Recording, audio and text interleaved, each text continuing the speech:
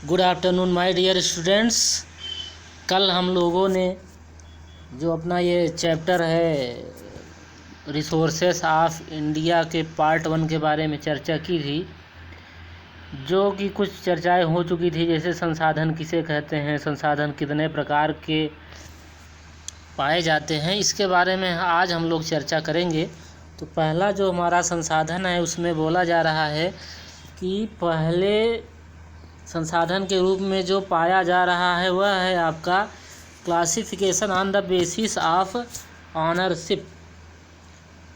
Ownership का मतलब होता है स्वामित्व के आधार पर। ऐसे संसाधन जो हमारे स्वामित्व के आधार पर पाए जाएं।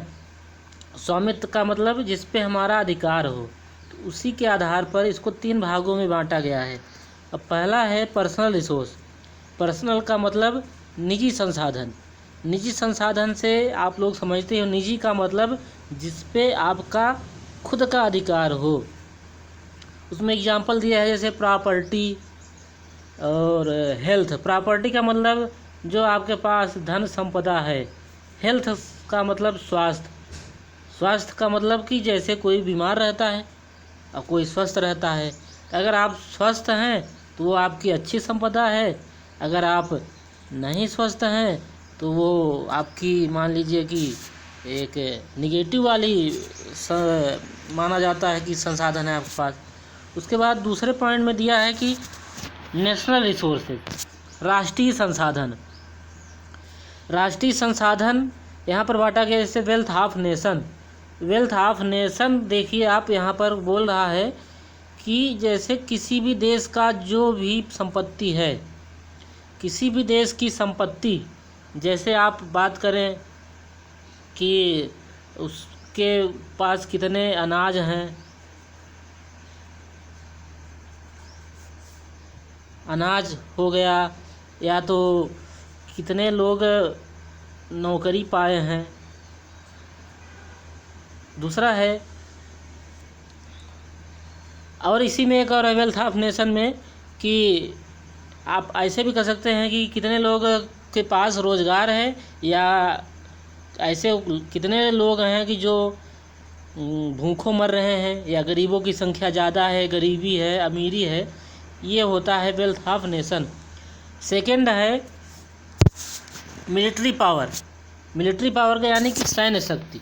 सैन्य शक्ति से आप जानते ही होंगे कि जिस भी देश के पास जितनी ज़्यादा सेनाएं होंगी वह उतना ही ज़्यादा मजबूत माना जाता है। थर्ड है पेट्रियोटिज्म। पेट्रियोटिज्म का मतलब देशभक्ति। जैसे आप किसी भी देश में रह रहे हैं तो उस देश से आप कितना लगाव रखते हैं, उस देश के प्रति आप कितने समर्पित हैं, ये यहाँ पर बात की जा रही है। अगला है वर्ल्ड रिसोर्सेज यानी कि वैश्विक संसाधन।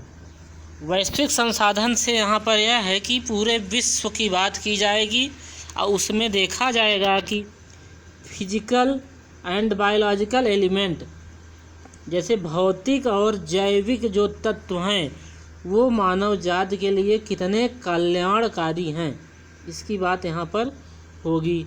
आगे है आपका, देखिए दूसरे पॉइंट में बोल रहा है classification on the basis of availability, यानी कि जो आपके पास संसाधन उपलब्ध है वो कितनी आसानी से मिल पा रहा है। आसानी से मतलब कि उसकी जो मिलने की संभावना है वो कितनी है, वो आपको आसानी से मिल जा रही है कि उसके लिए आपको कुछ ज़्यादा ही मेहनत करनी पड़ रही है। तो उसी के आधार पर इसको बांटा गया है। जैसे इसमें पहला कह रहा है कि रिन्यूएबल रिसोर्स। पिछली कक्षाओं में आप लोग पढ़ ही चुके होंगे इसके बारे में कि रिन्यूएबल रिसोर्स यानी कि ऐसा संसाधन जो समय या 1 ईयर 2 ईयर 3 ईयर यानी कि उसको रीमेक होने में, फिर से बिल्डअप होने में कम समय लगे, उसे ही बोला जाता है रिन्यूएबल रिसोर्स। दूसरा है आपका नॉन रिन्यूएबल। नॉन रिन्यूएबल का मतलब ऐसे संसाधन जिनको फिर से बनने में बहुत अधिक समय लगे। जैसे एग्जांपल दिया है इसमें आपका पेट्रोल है और कोयला। फिर हम लोग थर्ड पे आते हैं। थर्ड में कह रहा है रिसाइक्लेबल। रिसाइक्लेबल का मतलब ऐसे संसाधन जिसको हम लोग केवल एक बार ना यूज कर पाएँ, कि ऐसे कुछ होते हैं जिनको केवल यूज एंड थ्रो वाला सिस्टम रहता है, तो कुछ ऐसे संसाधन हैं उनको यूज करके हम थ्रो नहीं करेंगे, वो हमारे फिर किसी काम में आ सकते हैं। जैसे इसमें मिनरल हो गया आपका, और मिनरल में कहें आपके जैसे आयरन और कॉपर। फिर है तीसरा या कि नेक्स्ट बोले हम लोग इन एग्जॉस्टिबल सुटेबल रिसोर्स का मतलब है, सॉरी इसमें कुछ मिस्टेक हो गया है लगता है, फिर भी आप लोग समझ जाइएगा। वो रिसोर्स जो इस पृथ्वी पर अनंत मात्रा में पाए जाते हैं, यानी कि उनकी हमें क्वांटिटी पता ही नहीं है कि वो कितना पाए जा रहे हैं इस पृथ्वी पर। जैसे उदाहरण के तौर पे दिया है इसमें सोलर एनर्जी और वाटर। सोलर एनर्जी आप जानते हैं कहाँ से मिलती है, बाई सन, सूर्य के द्वारा मिलती है, और वाटर से आप लोग भली बात परिचित ही हैं। फिर अगला जो क्लासिफिकेशन है उसमें बोल रहा है classification on the basis of distribution. जो हमारे संसाधन हैं उनको वितरण के आधार पर बांटा गया है। वितरण का मतलब वो पृथ्वी पर कितनी मात्रा में, कहाँ और किस हालात में पाए जाते हैं। तो पहला है ईजिली अवेलेबल रिसोर्स। ऐसे संसाधन जो हमें आसानी से मिल जाएं, वो क्या हैं, जिनको हम लोग यूबिक्यूटियस रिसोर्स के नाम से भी जानते हैं। यूबिक्यूटियस का मतलब होता है कि वो हर जगह पाए जाते हैं। आप चाहे इंडिया में रहें चाहे कहीं भी रहें, वो आपको हर जगह आसानी से मिल जाएंगे। उसके लिए आपको कोई एक्स्ट्रा फीस चार्ज नहीं करनी पड़ेगी। जैसे इसमें दिया है ऑक्सीजन, जो ऑक्सीजन है वो हर जगह पाई जाती है। दूसरा है common available resources. Common available resources का मतलब कि ये भी है कि जो आपको पृथ्वी पर रहेंगे तो हर जगह मिलेगी।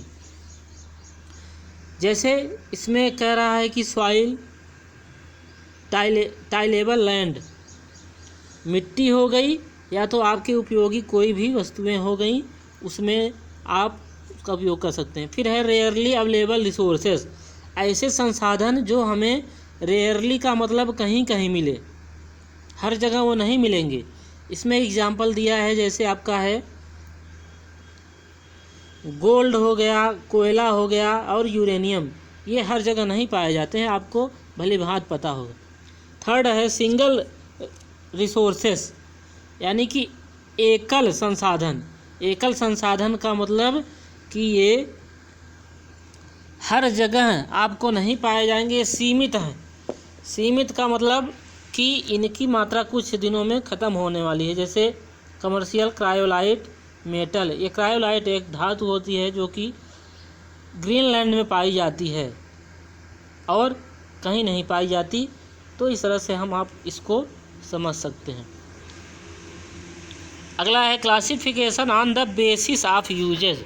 अब जो संसाधन हैं उनके उपयोग के आधार पर हम बात करेंगे कि इनको कितने वर्गीकरण बांटा गया है, यानी कितने तरीके से बांटा गया है। पहला है अनयूज रिसोर्सेस, यानी कि ऐसे भी संसाधन पाए जाते हैं जो कि हमारे लिए उपयोगी नहीं हैं। जैसे इसमें एग्जाम्पल है आपका deposit of certain mineral is known but they can not B extract and used. आपको पता है कि कुछ ऐसे रिसोर्स पृथ्वी के अंदर पाए जा रहे हैं जो हमारे लिए उपयोगी हैं, लेकिन आप उसका उपयोग नहीं कर सकते। क्यों? क्योंकि उसको उपयोग में लाने के लिए हमें क्या करना पड़ेगा, पृथ्वी से बाहर निकालना पड़ेगा उसको खोद के। तो जब तक खोदा नहीं जाएगा तब तक हमारे लिए उपयोगी नहीं है। फिर है अनयूजेबल रिसोर्स। कुछ ऐसे संसाधन हैं जो हमारे लिए उपयोगी हैं ही नहीं। जैसे resources which can not be used further even with the present day technique are unusable resources. कुछ हमारे पास ऐसी तकनीकी का अभाव होता है कि जो इन रिसोर्सेज को उपलब्ध नहीं करवा सकती हमारे लिए। अगला है पोटेंशियल रिसोर्सेज। पोटेंशियल रिसोर्सेज का मतलब कि आपको पता चल जाए कि किसी जगह पर कोई भी संसाधन होने की संभावना अधिक है। जैसे कि अभी आप लोग न्यूज़पेपर में पढ़े होंगे कि जो रीवा का चौथा तहसील है वहाँ पर मझिगवा गांव से लेके पूर्वा तक में एक सर्वे किया गया है। जैसे वहाँ पर पता लगाया गया है कि यहाँ पर बहुत अधिक मात्रा में हीरा है। तो इस तरह से तमाम तकनीक का उपयोग करके लोग उसको अपने उपयोग में लाते हैं। आगे चलते हैं हम लोग। Latent resource. लेटेंट रिसोर्स का मतलब है कि वो आपको बहुत ही कम मिलेगा, कम जगहों पर मिलेगा। जैसे there are many resources which have been unknown to man, यानी कि मनुष्य को पता ही नहीं है कि कहाँ पर है कहाँ पर नहीं। तो इसके लिए भी टेक्नोलॉजी चाहिए आपको कि पता चले कि कहाँ पर है। जब पता ही नहीं चलेगा तो उसमें संभावना ही नहीं है हमारी कि हम उसको उपयोग कर सकते हैं।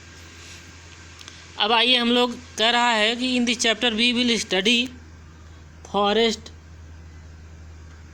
Water, soil and wild life resources. इस चैप्टर में आपको नेचुरल रिसोर्स के बारे में बताया जाएगा और नेचुरल रिसोर्स में भी आपके जैसे सॉइल है, वाटर है, फॉरेस्ट और जंगली जीव, इन संसाधनों के बारे में हम लोग डिटेल में स्टडी करेंगे। जिसमें से पहला आपका संसाधन है सॉइल। सॉइल आप लोग जानते ही होंगे, जो होती है मिट्टी। ऐसा नहीं है कि आप परिचित नहीं हैं। तो इसमें आपको बताने की कोशिश की जा रही है कि जो सॉइल है उसकी फॉर्मेशन यानी निर्माण कैसे होता है, वह कितने प्रकार की पाई जाती है, कितना और कहाँ पाई जाती है, डिस्ट्रीब्यूशन, कंजर्वेशन, मिट्टी को भी नुकसान हर साल हो रहा है तो उसको हम बचा कैसे सकते हैं, यही हम लोग स्टडी करेंगे। तो आइए हम लोग देखते हैं। पहला कह रहा है कि जो मिट्टी है वह किसी भी, यानी कि कह रहा है soil is a valuable wealth. मिट्टी एक बहुत ही महत्वपूर्ण धन के रूप में माना जाता है। अगला कह रहा है soil is the basis of economy development of our country. मिट्टी जो है वो किसी भी देश की अर्थव्यवस्था को विकास या किसी भी देश की अर्थव्यवस्था का विकास मिट्टी से ही होता है। According to an American pedologist, America के एक दर्शन शास्त्री हैं जिनका नाम है डॉक्टर बेनेंट, उनका कहना है कि soil is upper most layer of the unconsolidated particles found on the earth surface which is made up of parent rock and vegetation।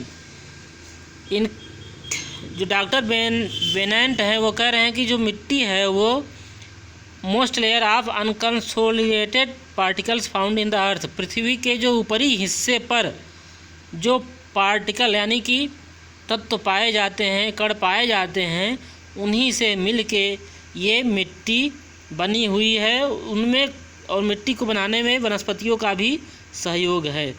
Large area of the earth surface is covered by soil. पृथ्वी का जो स्थलीय भाग है, पृथ्वी का जो स्थलीय भाग है उसमें बोल रहा है कि यह बहुत ही अधिक मात्रा में वह किससे ढका हुआ है, मिट्टी से।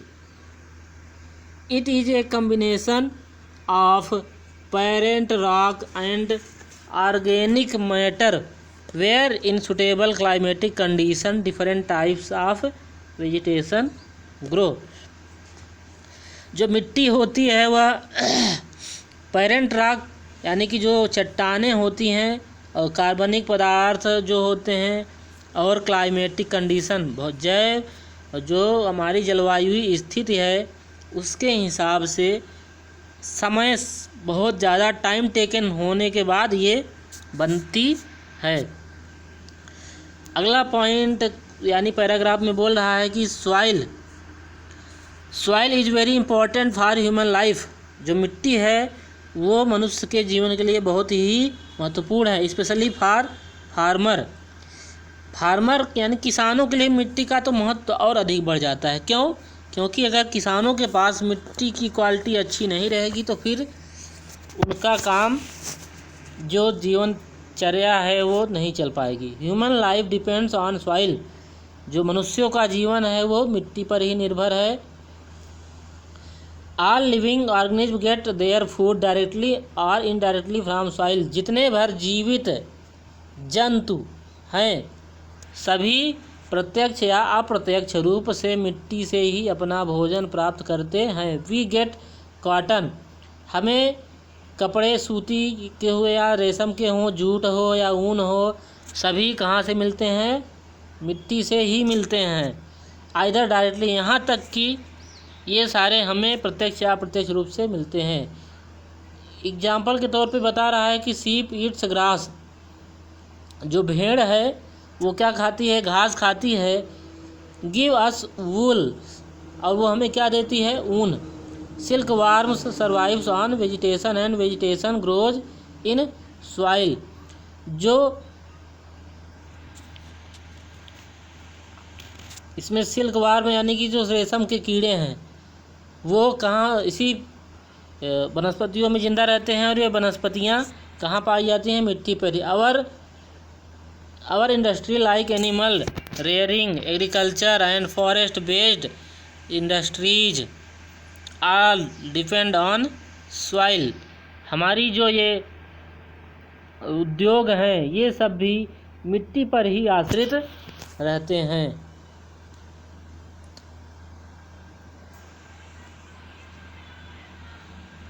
अकॉर्डिंग टू विलकॉक्स एक वैज्ञानिक है, उनके हिसाब से कहना है कि the history of civilization is the history of soil and education. किसी भी सभ्यता का इतिहास किसके आधार पर हम जान सकते हैं? मिट्टी की एज के हिसाब से। ठीक है, अब हम लोग आगे चलते हैं। फॉर्मेशन ऑफ सॉइल यानी कि जो मिट्टी का निर्माण होता है वो कैसे होता है।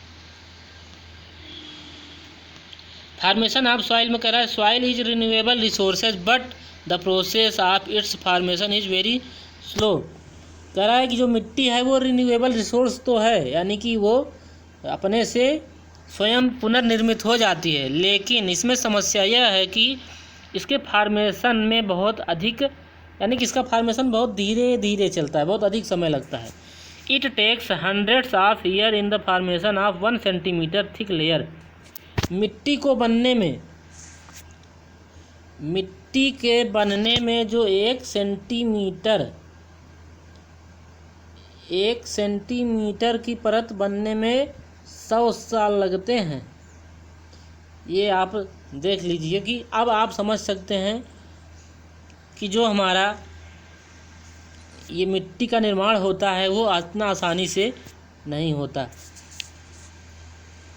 अगला कह रहा है इन the formation of 2.5 centimetre thick layer more than thousands year. कह रहा है कि 2.5 सेंटीमीटर, अगर 2 सेंटीमीटर की बात की जाए तो उसको बनने में हजारों साल लगते हैं। Plain surface is best for the formation of soil. Plain surface यानी कह रहा है जो समतल स्थल है वहाँ पर मिट्टी बहुत तेज़ी से या बहुत अच्छी तरीके से बनती है, क्योंकि least problems are created here during the formation. बहुत सारी समस्याएं होती हैं जो कि मिट्टी के बनने में बाधा प्रदान करती हैं, बाधा डालती हैं। They are different factors which help in formation.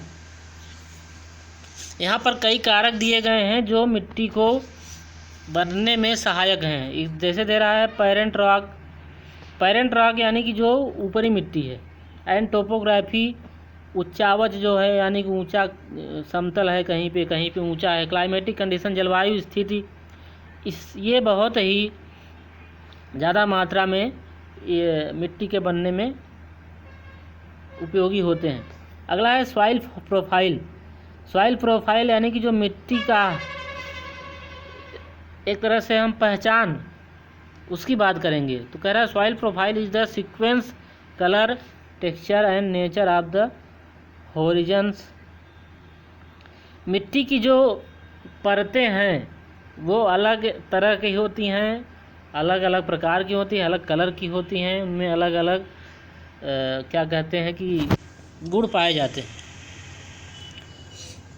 जब हम कह रहा है कि one above the other and exposed in the pit, देखिएगा आप लोग, सॉइल प्रोफाइल में बोल रहा है कि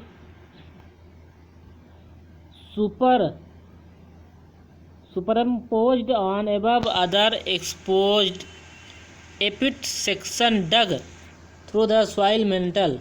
कह रहा है जब हम एक मिट्टी के भाग को खोदेंगे तो जो उसका ऊपरी लेयर है उसे क्या बोलते हैं, टॉप सॉइल, दूसरे को सब सॉइल, और थर्ड लेयर जो होती है वो क्या होती है, parent rock material, fourth layer जो होती है उसे क्या बोलते हैं, पेरेंट रॉक। इस तरह से आप समझ सकते हैं। Top soil of the upper most layer is the real soil. मिट्टी की सबसे ऊपरी भाग को हम क्या बोलते हैं, टॉप सॉइल के नाम जाना जाता है। It's important characteristics is the presence of humus.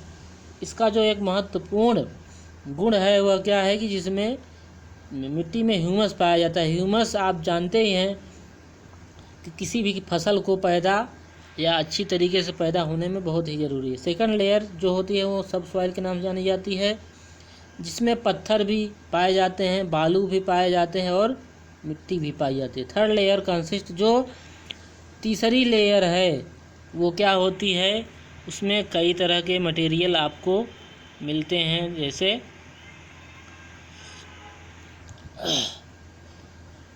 अब अगला है सॉइल टाइप एंड डिस्ट्रीब्यूशन। अब हम लोग इसके बारे में नेक्स्ट वीडियो में चर्चा करेंगे। इसी के साथ आप लोग पढ़ते रहिए ध्यान लगा के, फिर अगली बातें कल होंगी।